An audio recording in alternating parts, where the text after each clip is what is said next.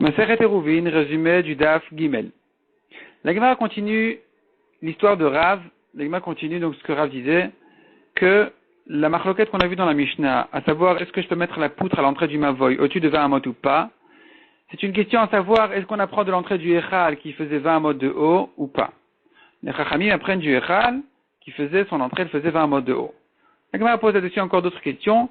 Si tu apprends du Echal, on devrait dire que même si la poutre est décorative, on ne peut pas dépasser les 20 amot. La preuve, c'est que dans le Echal, il y avait au-dessus des poutres décoratives, et malgré tout, c'était limité à 20 amot.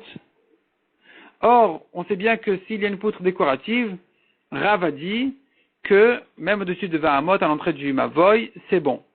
La Gemara a dit en premier temps, c'est pas Rav qui a dit ça, c'est une Braïta. La Gemara a dit, bon d'accord, c'est une Braïta, mais elle va contre Rav. Répond la Gemara. Rav dira, de toute façon, on a une contradiction entre les Braïtot. On a une Braïta qui se réfère au Echal, donc elle devra interdire même une poutre décorative au-dessus de 20 amot, comme dans le Echal, qui était limité à 20 amot de hauteur malgré ses poutres décoratives, qui étaient au-dessus de l'entrée du Echal. Autre Braïta qui dit, une poutre décorative c'est bon au-dessus de 20 amot, donc voilà, de toute façon, on a une contradiction entre les Braïtot, c'est une marloquette Tanaï. Moi je pense comme le Tana qui dit qu'on se réfère au Echal, et que donc les poutres décoratives au-dessus de 20 amot, c'est pas bon. Mais la Gemara ramène une deuxième manière de voir les choses, qui est celle de Rav Nachman bar Yitzhak, qui dit non, on n'a pas de contradiction dans les Braïtot du tout. On pourrait dire que la raison de Chachamim n'est pas le Echal, pas comme ce que Rav a dit, on apprend du Echal, on n'apprend rien du tout du Echal. Quand on a dit dans la Braïta 20 amot comme le Echal, c'est qu'un signe pour se rappeler qu'il s'agit de 20 amot. Mais la raison n'est pas ça du tout, la raison elle est pour bien marquer le fait que tu rentres dans un Mavoy. Or, on sait que l'œil repère ce qui va jusqu'à 20 amot de haut. Ce qui est au-dessus de 20 amot, on ne fait pas attention, on ne voit pas directement, on ne voit pas facilement. Donc c'est pour ça qu'on dira, si la poutre elle est simple, jusqu'à 20 amot, on la voit, ça marque le fait que tu rentres ici dans un mavoy. Si elle est décorative, même si elle est au-dessus de 20 amot, elle est impressionnante, on va la voir de toute façon, donc ça servira aussi de poutre, équerre, de mavoy cachère dans ce cas-là. La Gemara demande, mais si c'est ça la raison des Chachamim, qu'ils pensent que l'œil repère jusqu'à 20 amot de haut, alors on aura une répétition. Si vraiment on pense qu'à propos de Souka aussi, la raison pour laquelle une Souka est limitée à 20 amot, c'est comme la raison de Rabat qui a dit jusqu'à 20 amot, je repère le Srach. Si c'est ça, c'est une répétition. Pourquoi est-ce que les Chachamim et Rabbi Yehuda ont été en marloquette deux fois, une fois à propos de Souka, si je peux dépasser les 20 amot, une fois à propos du Mavoy, si je peux dépasser les 20 amot. Or, c'est la même raison. Donc, pourquoi cette répétition? Répond la Gemara, ça peut être la même raison. On a quand même besoin de cette répétition parce que sinon j'aurais pu me tromper, j'aurais pu croire que c'est que dans Souka ou que dans Mavoy. On aurait pu faire des différences, donc on a eu besoin de répéter la marloquette dans les deux cas. La Gemara ensuite rentre dans les détails. Qu'est-ce que quand on a dit la poutre décorative, en quoi elle est décorative exactement? Est-ce que c'est les dessins qu'il y a dessus, les formes, ou bien c'est la longueur, ou la Gemara conclut que selon le deuxième avis, c'est pas une question de dessin, mais c'est une question d'espèce. C'est une espèce importante, c'est une poutre qui vient d'un arbre important, et donc les gens en parlent, et ça devient impressionnant, et on la repère même au-dessus de 20 amot.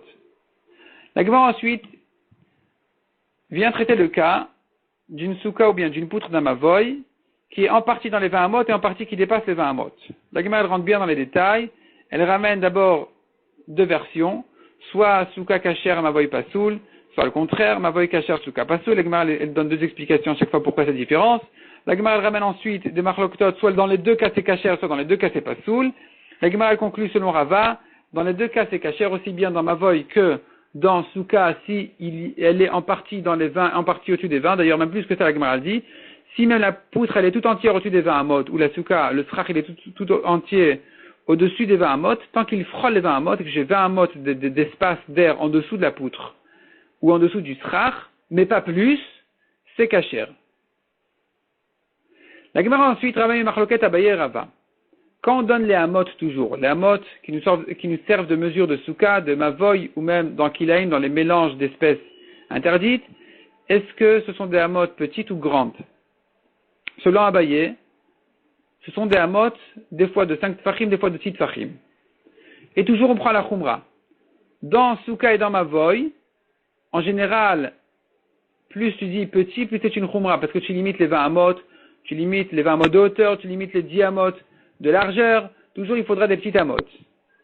Quand on aura des cas où ça deviendra le contraire, on devra expliquer pour que ça ne devienne pas une kula. C'est-à-dire que si j'ai dans une souka un cas où la petite ama, elle deviendra une kula, eh bien, on dira non, c'est pas de ça qu'il s'agit. Abaye prendra toujours la kula. C'est-à-dire, si ça devient, Abaye prend toujours la khumra. Si ça devient une kula, on dira que non, il s'agit d'une grande ama, même dans souka, même dans mavoy.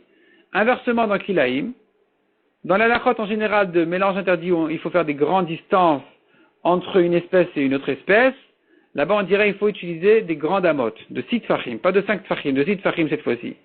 Si par contre il trouvera une halakha dans kilaim, ou dire qu'il faut des grandes amotes, ça deviendra une kula, eh bien là on dira non, ça ne concerne pas ce cas-là.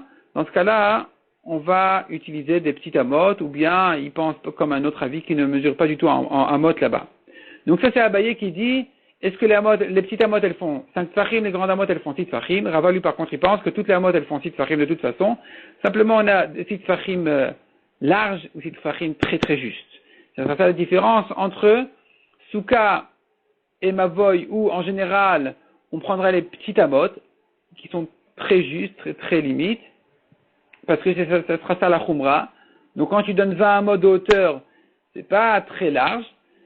Si par contre dans Kilaim, où là-bas on parle de distance, il faudra plus de distance, on dira des amotes larges, pas des amotes serrées, avec un petit peu de marge de plus que ça, de manière à ce que on garde toujours la khumra.